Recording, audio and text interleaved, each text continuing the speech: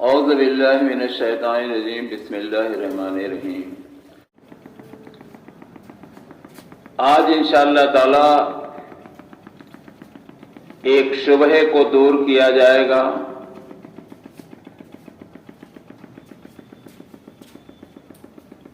اس کا اجالہ کیا جائے گا، اس کی حقیقت پر روشنی ڈالی جائے گی، اور بہت ہی خاص اور ضروری موضوع۔ عام طور پر مسلمان جب کسی مزار یا اور کسی غیر اللہ کی جگہ دعا کے لیے ہاتھ پھیلاتا ہے اور درخواست کرتا ہے، اور اگر اس پر دوسرا کوئی مسلمان جو صحیح العقیدہ ہے وہ انہیں ٹوکتا ہے تو اس کا جواب یہ آتا ہے کہ ہم ان کو خدا سمجھ کر دعا نہیں کرتے، ہم ان کو خدا سمجھ کر دعا نہیں کرتے۔ ٹوکنے والا جب سوال کرتا ہے کہ کیا سمجھ کر آپ دعا کرتے ہیں، تو ادھر سے جواب آتا ہے یہ اللہ کے بہت ہی قریبی ہیں، مقرب بندے، اور یہ اللہ تبارک تعالیٰ سے ہمارے لیے دعا کریں گے، یا ہماری جو چاہت ہے، ہماری جو خواہشیں ہیں وہ اللہ تعالیٰ تک پہنچائیں گے، یعنی بطور سفارشی ہم ان سے دعا کرتے ہیں۔ اب آئیے اسلام کی تاریخ میں ہم تلاش کرتے ہیں کیا اس طرح عمل کی پرمیشن اللہ کے نبی صلی اللہ علیہ وسلم نے دی ہے؟ کیا صحابہ کرام نے اس طریقے کو اپنایا ہے؟ اس طرح سے غیر اللہ سے دعا کی ہے، فریاد کی ہے، بیٹا بیٹی مانگا ہے، روزی کے اضافے کے لیے دعائیں کی ہیں، ہاتھ پھیلایا ہے؟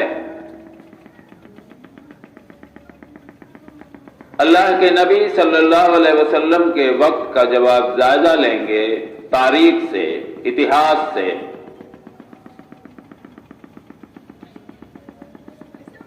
جب شروع میں لوگ اسلام میں داخل ہونے لگے تو صحابہ کرام نے اللہ کے نبی صلی اللہ علیہ وسلم سے درخواست کی کہ ہم اپنے باپ دادا عزیز و اقارب کی قبروں پہ جانا چاہتے ہیں، آپ کی طرف سے حکم کیا ہے؟ اللہ کے نبی صلی اللہ علیہ وسلم نے فرمایا کہ ابھی تم نہیں جا سکتے، اللہ نے ایسا حکم ابھی نہیں دیا۔ اس کے پیچھے کی فلسفی کیا تھی کہ ابھی تم نئے اسلام میں داخل ہوئے ہو، اسلام کے بارے میں تمہاری جانکاری ادھوری ہے، ایمان ابھی تمہارا مکمل نہیں ہوا ہے، توحید کے بارے میں تم ناآشنا ہو، شرک میں ملوث تھے، مشرکانہ عمل دھڑلے سے کرتے تھے۔ انہی سب وجوہات سے اللہ تبارک تعالیٰ نے اپنے نبی صلی اللہ علیہ وسلم کے ذریعے یہ کہلوایا کہ ان سے کہہ دو کہ ابھی وہ اپنے عزیز و اقارب کے قبروں پر تشریف نہ لے جائیں۔ کچھ دن گزرنے کے بعد جب اسلام کی سمجھ انہیں حاصل ہو گئی، جب توحید کو انہوں نے سمجھ لیا، جب شرک کی برائیوں کو جان گئے، تب پھر انہوں نے اللہ کے نبی صلی اللہ علیہ وسلم سے درخواست کی قبروں پہ جانے کے لیے. تب اللہ کے نبی صلی اللہ علیہ وسلم نے انہیں اجازت دی، لیکن کچھ شرطوں کے ساتھ، کہ ہاں اب اپنے والدین کے عزیز و اقارب کی قبروں پر جاؤ، لیکن خبردار کچھ مانگنے کے لیے مت جانا. جاؤ، ان کے لیے مغفرت کی دعا کرو، اور وہاں جب جاؤ گے تو تمہارے اندر دہشت پیدا ہوگی، اور دعا کرو گے تو ان کی دعائیں، تمہاری دعائیں قبول ہوں گی. قبروں پہ جانے کا مطلب ہی صرف یہی ہے کہ ہم جو ہم سے پہلے جا چکے ہیں ان کے لیے دعائیں مغفرت کریں، اور اپنے دلوں میں دہشت پیدا کریں کہ ہمیں بھی ایک نہ ایک دن یہی آنا ہے. اس کے سوا قبروں پہ جانے کا کوئی معنی مطلب نہیں ہے، نہ ہی کہیں حکم دیا گیا. آپ کو جو یہ بتایا جاتا ہے کہ قبروں پہ جانا سنت ہے، تو یقیناً سنت ہے، لیکن کنڈیشنل ہے، شرطوں کے ساتھ ہے کہ آپ اسی لیے قبروں پر جا سکتے ہیں، نہ کہ کچھ مانگنے کے لیے، نہ کہ کسی فریاد کے لیے. یہ کہیں بھی اسلام میں آپ شروع سے تاریخ اٹھا کر دیکھیے، کبھی بھی اسلام تو آیا ہی ہے انہی چیزوں کو مٹانے کے لیے، کہ سب کچھ جب ایک مسلمان کلمہ پڑھ لیتا ہے تو وہ اللہ تبارک تعالیٰ کے سامنے سرنڈر کر جاتا، یعنی اب اس کی کوئی خواہش نہیں،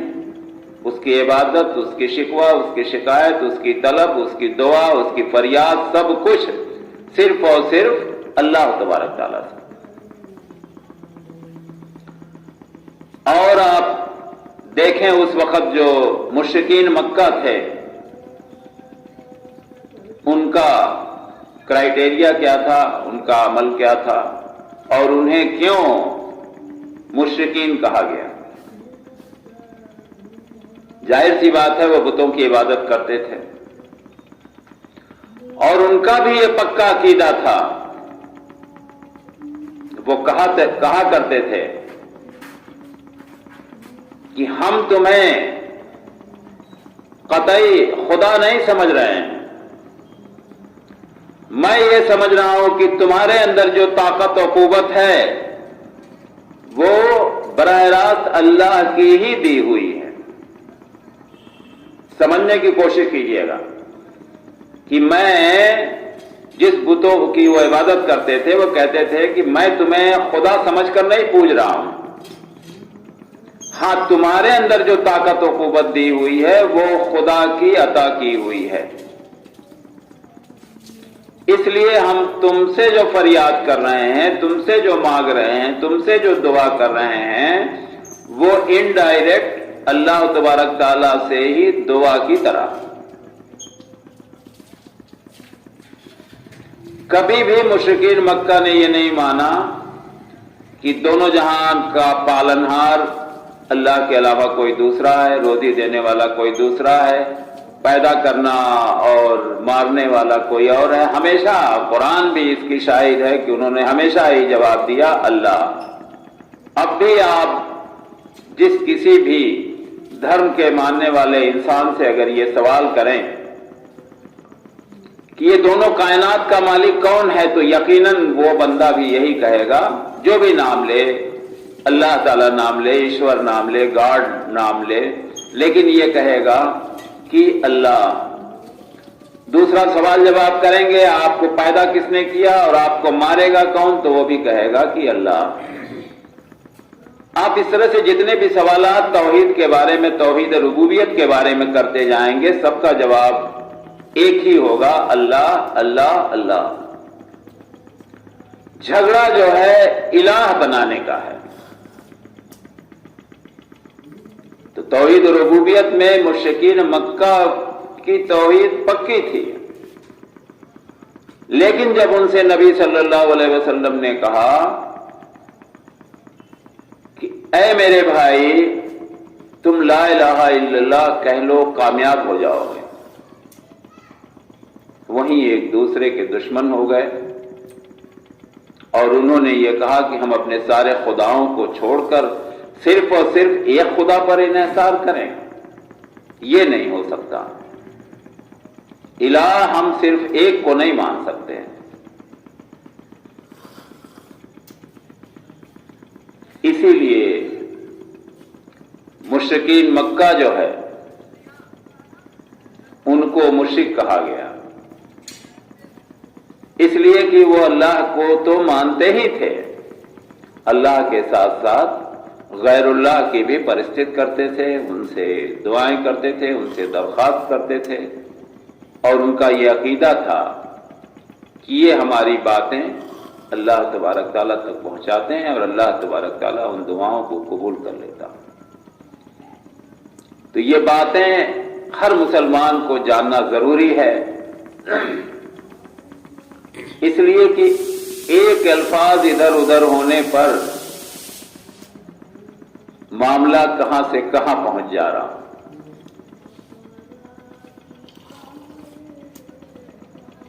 کبھی بھی آپ کے دل و دماغ میں غیر اللہ کی کوئی بات نہیں آنی چاہیے۔ دعا ایک عبادت ہے،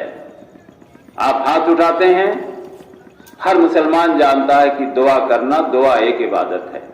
اور عبادت صرف اور صرف اللہ تبارک تعالیٰ سے، اس میں کسی بھی طرح کی لچک یا اور کوئی جھکاؤ قطعی اللہ کو برداشت نہیں ہے۔ اس نے کہا بھی ہے زمین اور آسمان برابر اگر گناہ لے کر آؤ گے تو مجھ سے امید رکھنا کہ ہم ان گناہوں کو معاف کر کے مغفرت کے ساتھ تم سے ملاقات کروں گا، بشرطے کہ تم میرے ساتھ شرک لے کر نہ آنا۔ شرک کتنا بڑا گناہ ہے کہ مرنے سے پہلے اگر مسلمان بغیر توبہ کیے مر گیا تو جنت ہمیشہ ہمیشہ کے لیے حرام کر دی جاتی ہے۔ امید ہے کہ ان باتوں کو آپ ڈھنگ سے سمجھنے کی کوشش کریں گے، سمجھ لیے ہوں گے، اگر نہیں سمجھ میں آیا ہوگا تو دوبارہ بھی سمجھنے کی آپ کوشش کر سکتے ہیں کہ اس میں فرق کیا ہے، ہمیں عقیدہ کس طرح کا رکھنا چاہیے۔ کہیں ایسا تو نہیں کہ ہمارے عقیدے میں مشرکانہ عمل ہو اور ہم اپنے آپ کو پاک صاف مسلمان سمجھ رہے ہوں اور وہی وبال ہمارے لیے وبال جان بن جائے۔ اللہ تبارک تعالیٰ سے دعا ہے کہ اللہ تبارک تعالیٰ ہم سب کو وہ دین سکھلا دے جو تو نے اپنے حبیب صلی اللہ علیہ وسلم کے ذریعے دنیا میں بھیجا ہے، اور جس دین پر صحابہ کرام نے عمل کیا ہے، صرف اور صرف وہی سیدھا راستہ ہم سب کو بتا دے جس سے ہم صحیح مسلمان بن سکیں۔ السلام علیکم ورحمۃ اللہ وبرکاتہ۔